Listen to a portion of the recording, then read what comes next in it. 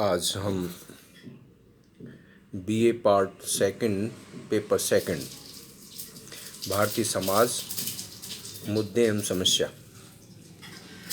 के बेकारी के टॉपिक पे बात करेंगे। बेकारी, बेरोजगारी या अनएम्प्लॉयमेंट, भारत में इसकी क्या स्थिति है, इसके बारे में आज विस्तृत चर्चा करेंगे। आज विश्व के अनेक देशों को बेकारी की समस्या का सामना करना पड़ रहा है। यह समस्या न केवल औद्योगिक दृष्टि से पिछड़े हुए देशों की है, बल्कि संपन्न देशों की भी है। विभिन्न देशों में बेकारी के कारण पूर्णतया समान नहीं है। जहां औद्योगिकरण, यातायात के विकसित साधनों, मुद्रा अर्थव्यवस्था, बैंक व्यवस्था, मशीनीकरण आदि ने मानव को अनेक सुविधाएं प्रदान की हैं, वहां दूसरी ओर उन्होंने आर्थिक मंदी, बेकारी तथा गरीबी को भी जन्म दिया है। औद्योगिकरण के पूर्व बेकारी कृषि क्षेत्र तक ही सीमित थी, वह भी छिपी तथा अर्ध बेकारी के रूप में थी। औद्योगिकरण के फलस्वरूप अब बेकारी कृषि के अतिरिक्त अनेक अन्य क्षेत्रों में पाई जाती है। औद्योगिकरण ने पूंजीवाद के विकास एवं संपत्ति के असमान वितरण में योगदान दिया है और साथ ही समाज में आर्थिक एवं सामाजिक विषमता को भी बढ़ावा दिया है। औद्योगिकरण एक पूंजीवाद के विकास के फलस्वरूप अनेक सामाजिक एवं आर्थिक समस्याओं को जन्म हुआ। यहाँ हम इन्हीं सामाजिक समस्याओं के बारे में बात कर रहे हैं। तो बेरोजगारी या बेकारी भी एक सामाजिक समस्या है, जिसकी विस्तृत चर्चा हम यहाँ कर रहे हैं। तो औद्योगिक एवं पूंजीवाद के विकास के फलस्वरूप अनेक सामाजिक एवं आर्थिक समस्याओं का जन्म हुआ, जिनमें से बेकारी भी एक है। बेकारी न केवल आर्थिक समस्या है, वरन एक सामाजिक समस्या भी है। बेकारी व्यक्ति के जीवन को छिन्न भिन्न कर देती है और उसके पारिवारिक संबंधों पर कुप्रभाव डालती है।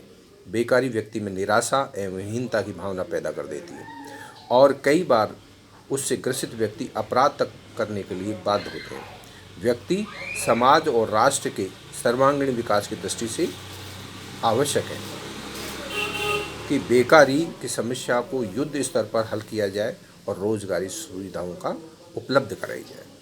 इस तरह हम कह सकते हैं कि बेकारी एक बहुत बड़ी सामाजिक समस्या है, जिसके समाधान के बारे में हमको सोचना चाहिए।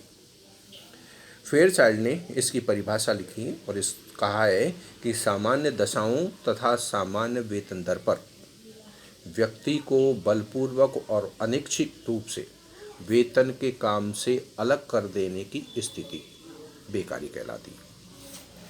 इसी तरह फ्लोरेंस ने कहा है कि बेकारी उन व्यक्तियों की निष्क्रियता के रूप में परिभाषित की जा सकती है जो कार्य करने के योग्य एवं इच्छुक है।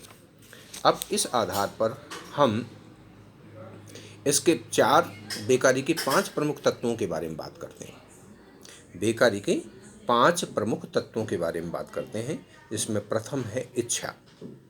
यानी कि किसी भी व्यक्ति को बेकार उस समय कहा जाएगा जब वह काम करने की इच्छा रखता हो। ऐसा व्यक्ति बेकार नहीं कहा जाएगा या बेकारी की श्रेणी में नहीं आएगा जो काम करने की इच्छा नहीं रखता हो। तो सबसे पहला प्रथम इसका ये तत्व ये है कि किसी भी व्यक्ति को बेकार उस समय कहा जाएगा जब वह काम करने की इच्छा रखता हो और उसे काम ना मिले। ऐसी स्थिति में वो बेकारी की श्रेणी में आएगा। दूसरा इसमें है योग्यता। केवल मात्र काम करने की इच्छा होना ही पर्याप्त नहीं है, वरन व्यक्ति में काम करने की शारीरिक एवं मानसिक योग्यता भी होनी चाहिए। यदि कोई व्यक्ति अंगभंग है या बीमार है, वृद्ध है, पागल है, इस कारण से वो कार्य करने के योग्य नहीं है, तो उसे हम कार्य करने की इच्छा रखने पर भी बेकार नहीं कहेंगे। तो उसे हम कार्य करने की इच्छा रखने पर भी बेकार नहीं कहेंगे। तीसरा है प्रयत्न। व्यक्ति में कार्य करने की इच्छा भी है और योग्यता भी है और वो प्रयत्न नहीं करता। यानी कि व्यक्ति में कार्य करने की इच्छा एवं योग्यता ही पर्याप्त नहीं है, वरन उसके द्वारा कार्य करने के लिए प्रयत्न करना भी आवश्यक है। अतः प्रयत्न के अभाव में योग्यता एवं इच्छा रखने वाले व्यक्ति को भी बेकार नहीं कहा जा सकता। अब आपकी समझ में आ गया होगा कि पहला इसमें बिंदु है, इसका प्रमुख तत्व है बेकारी का इच्छा, कि व्यक्ति सबसे पहले काम करना चाहता हो, वो काम करने की इच्छा रखता हो। दूसरा, उसमें काम करने की इच्छा के साथ साथ योग्यता भी हो।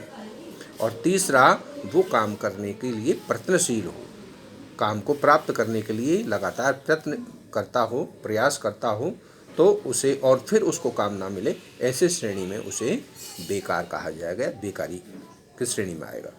और तीसरा है कि उसका आर्थिक उद्देश्य होना चाहिए।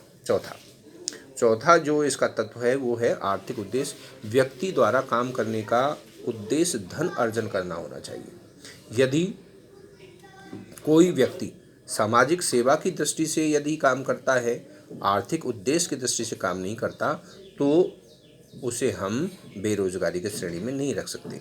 उदाहरण के रूप में, दर्जी को अन्यत्र काम नहीं मिलता और उसके द्वारा स्वयं के परिवार के बच्चों के ही कपड़े बनाए जाते हैं, तो यह स्थिति भी बेकारी की स्थिति है। यदि वो व्यक्ति आर्थिक उद्देश्य की पूर्ति के लिए यदि उसको काम नहीं मिलता और वो अपने घर के ही बच्चों के कपड़े बनाता है, तो ऐसी स्थिति में वो बेकार है, बेकारी के श्रेणी में ही आता है।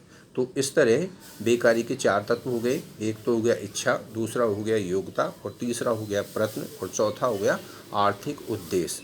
और पांचवा इसका है कि योग्यता के अनुसार उसे पूर्ण कार्य नहीं मिलता। यदि एक व्यक्ति को जिस कार्य एवं पद के लिए वह योग्य है से कम काम या पद प्राप्त है और इस आधार पर प्राप्त होने वाली आय भी कम है, तो उसे हम पूर्ण रोजगार प्राप्त व्यक्ति न कहकर आंशिक रोजगार प्राप्त व्यक्ति कहें।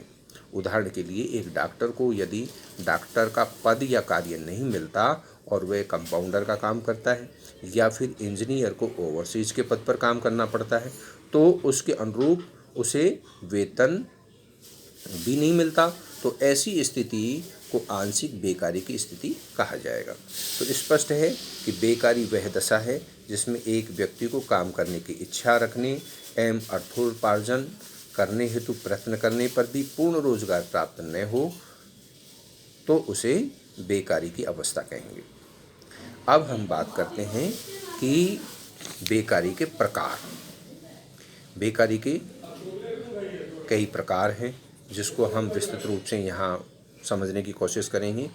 तो इसमें पहला है मौसमी तथा आकस्मिक। मौसमी तथा आकस्मिक।